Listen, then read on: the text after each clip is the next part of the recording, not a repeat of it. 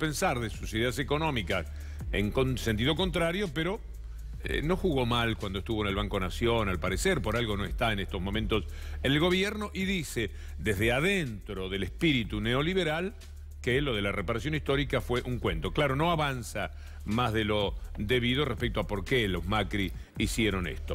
Hablemos del tema ahora con Julia Estrada. Víctor Hugo, así es, vamos a tratar de vincular una discusión que tiene que ver con el fondo de conurbano, esa devolución que está reclamando la gobernadora de la provincia de Buenos Aires, María Eugenia Vidal, que está ante la Corte, y que el gobierno nacional pretende que la Corte no falle, porque fallaría obviamente a favor de la provincia de Buenos Aires, y eso dejaría muy mal a las arcas provinciales, y pretende un acuerdo con los gobernadores que haga que se le devuelva esa plata a Vidal, pero se compense de alguna manera repartiendo el 100% de impuesto a las ganancias. Esto que acabo de decir voy a tratar de explicarlo con algunas placas que muestran qué significa eso y cómo impacta en los recursos del ANSES. En primer lugar, quiero explicar cuáles son los problemas de las provincias, que son 3 y tienen que ver con la política económica del actual gobierno.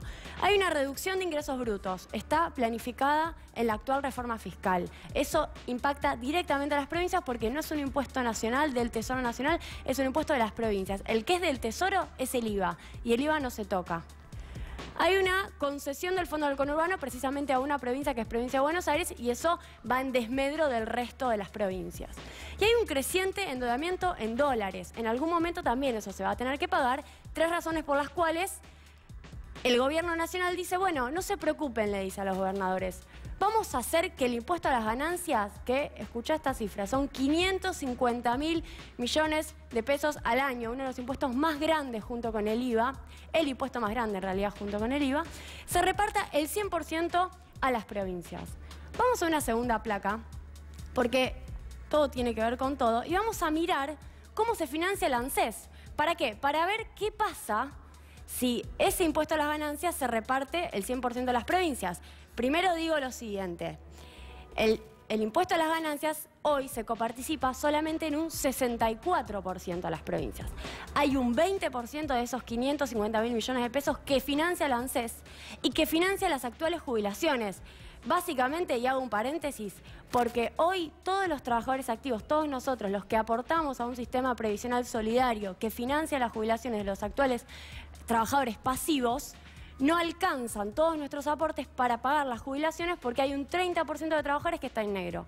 Hay un 30% de trabajadores cuyos empleadores no pagan los aportes patronales. Con lo cual, la ANSES necesita otras formas de financiarse. Por eso discutíamos siempre, ojo, que no es la plata de los jubilados, es la plata de todos. Se financia con aportes personales y contribuciones patronales. Ahí está la cruz porque vamos a ver que eso va a bajar con la reforma fiscal. Se financia con impuesto a las ganancias. El 20% de impuesto a las ganancias financia el ANSES, financia las jubilaciones de los actuales jubilados, vale la redundancia.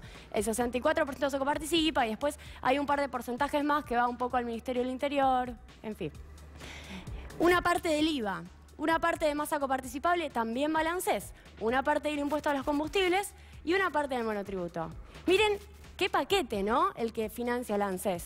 Porque esta parte es la que nunca se cuenta. La ANSES no se financia solamente con los aportes y contribuciones, se financia con varios impuestos que pagan todos, incluso aquellos más humildes que viven en villas de emergencia, compran la leche, pagan IVA y además terminan haciendo un aporte al ANSES. Vamos a la placa que sigue para mirar en esas 2 cruces que hice, ¿no?, impuesto a las ganancias y aportes y contribuciones, ¿qué está pasando con las actuales reformas del gobierno nacional, con la plata, algunos dicen de los jubilados, yo digo de los trabajadores activos y pasivos, del ANSES? Es un listado de modificaciones, pero la verdad todo este paquete es el que aparece de manera aislada en todas las noticias y vamos a tratar de ordenarlo y sistematizarlo. Medida, se quita el 20% de impuesto a la ganancia, ¿por qué? Porque lo repartimos entre todas las provincias. ¿Cuánta plata pierde el ANSES por eso? 111.000 millones de pesos. Es el 20% de los 550.000 millones de pesos que dije antes. Eso ya no lo tiene más la ANSES. ¿Por qué? Porque se lo dan a las provincias para compensar lo que, por ejemplo, pierden por ingresos brutos. Este segundo punto es el acuerdo que firmó Frigerio. No sé si recordás, Víctor Hugo, que la Corte Suprema de la Nación, apenas asume Mauricio Macri, dice vamos a devolverle a San Luis, a Santa Fe y a Córdoba el 15%. Bueno, Frigerio se sienta después con el resto de las provincias y le dice, bueno, a ustedes también les vamos a devolver.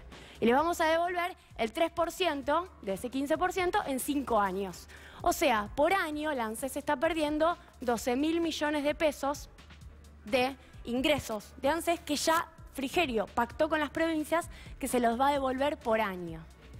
Tercer punto. En teoría, manotazo, dijeron del Gobierno Nacional que la ANSES va a recibir el 100% del impuesto al cheque, porque hoy recibe menos, recibe el 70%. Entonces, recibiría un ingreso adicional de 50.000 millones de pesos. Ahora, yo quiero decir la letra chica. En la reforma fiscal habían dicho que se eliminaba el impuesto al cheque. Ahora salieron a decir ayer, a las apuradas, porque se dan cuenta del agujero fiscal que están provocando, que le van a dar todo el impuesto al cheque al ANSES. Por ende, parece que no se toca. Contribuciones patronales. Esto está en la reforma laboral. Si efectivamente pasa el blanqueo por el Congreso, la ANSES va a tener un agujero de 42.000 millones de pesos. ¿Cuánto da esto? Hasta ahora estas 4 cosas. Un agujero del ANSES de 154 millones de pesos solamente para 2018. Por esas 4 modificaciones. ¿Cómo cerramos ese agujero? ¿No? ¿Qué hacemos? Y acá viene lo que dice Melconian. Uno de los cálculos que uno puede hacer es que si efectivamente se implementa la actualización de las jubilaciones por inflación y se deroga la ley de movilidad del año 2009, es que habría un ahorro, con muchas comillas, de parte del ANSES en el gasto que tiene con las jubilaciones, que es cercano a los 100.000 millones. Nosotros estimamos que la suma de jubilaciones, AUH y asignaciones familiares, si se actualizan por inflación, hicimos una estimación muy básica de 1% de inflación mensual para el año que viene, serían 100.000 millones de pesos, tapando un agujero autogenerado por estas modificaciones.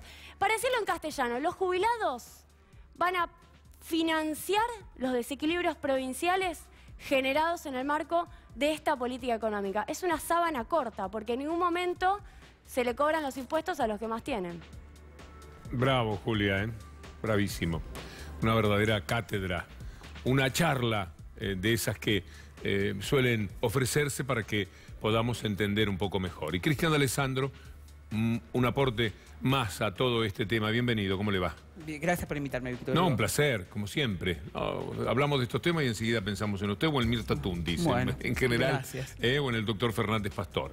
2 maestros, Mirta Tundis y Fernández Pastor. 2 maestros. ¿Verdad? Sí, sí, sí. De hecho, yo hice la maestría con él. Bien. La diplomatura, mejor dicho. ¿Qué le parece todo esto? Bueno, las palabras de Melconian, que vienen a reparar la reparación histórica, yo diría que la reforma previsional viene a reparar aún más, o vendría a reparar aún más, los bolsillos de algunos empresarios del gobierno. Para que se sepa siempre de qué estamos hablando, si quieren poner, aunque sea en media pantalla, lo que dijo Melconian es muy interesante porque es Melconian el que lo dijo, ¿no? Pero viene a reparar la reparación histórica. Están tirando la pelota a la reparación histórica. Yo me focalizaría en la reforma previsional. A ver, una reforma previsional que viene a subirle la edad a los trabajadores insalubres, penosos, riesgosos, como dijo el presidente de la Nación, mezclándolo con lo privilegiado. ¿Y quiénes son los trabajadores insalubres, penosos, riesgosos? Los albañiles. Qué casualidad, o los peones rurales, qué casualidad que un gran empresario amigo del gobierno tiene una empresa de la construcción que puede verse beneficiado subiendo la edad jubilatoria de sus albañiles para que trabajen hasta más de los 65 años. O un ministro nuevo que es estanciero y que tiene peones rurales trabajando en condiciones infrahumanas. Muchos estancieros, no hablo de él, sino de muchos, que le van a subir la edad jubilatoria si se aplica esta reforma conforme lo privilegiado, Víctor Hugo. Entonces, tirarle la pelota a la reparación histórica, que es mala, porque es pésima y los números están demostrados, hace que yo vaya ya no por la reparación histórica, que es pasado pisado, sino por lo que se viene. Ahora bien, ¿sabe, Víctor Hugo? La economista que lo habló perfecto, yo le voy a tirar un número que para nosotros es aún más el déficit que le quieren hacer ahorrar al ANSES o lo que le van a quitar en el bolsillo al jubilado. Usted sabe, Víctor Hugo, que hoy la jubilación mínima, 3 millones de jubilados, cobran 7.246 pesos.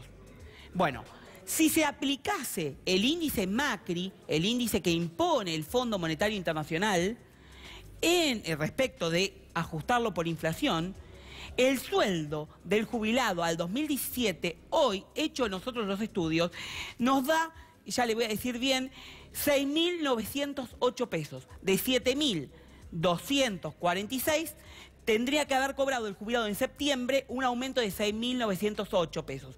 O sea, le están quitando 338 pesos al jubilado de su bolsillo. Multiplicado por 3 millones, es más la cifra que le están robando a los jubilados. Y eso es indignante, Víctor Hugo, eso es indignante.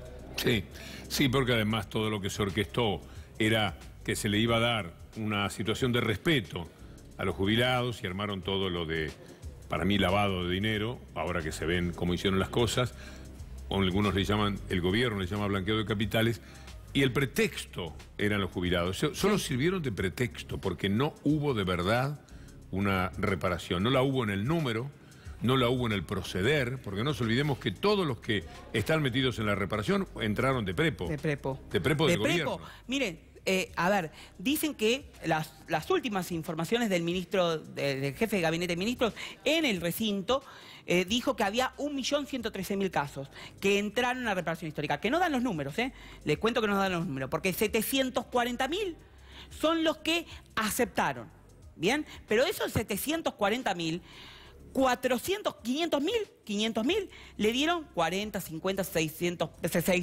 pesos como mucho, promedio, ¿bien?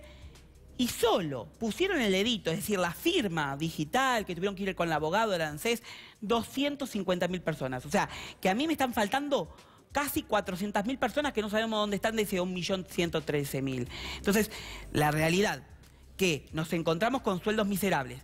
Reformas, porque la ley de reparación histórica ya fue, reformas que van a salir y que van a quebrar la caja previsional. Con el cuento de quebrar el sistema previsional van a venir las AFJP Light, porque le van a poner caja de jubilaciones felices o caja feliz para atrapar a la gente para que vuelva a... ¿Se acuerdan las alcancías que daban los bancos para ahorrar? Bueno, que, a ver... Porque hay que hacerle claro a la gente, porque la gente también fue culpable de esto. Muchos tentados por los créditos que daban los bancos a tasas bajas, firmaban sin mirar el traspaso a la FJP. Las mujeres le daban los juegos de toalla, la alcancía, ¿bien? Y a los hombres le aparecían las chicas vestidas con minifaldas para atrapar, siempre para captar. Y eso no hay que permitirlo. Muchas gracias. No, por favor. Una vez más. Vamos a abrir el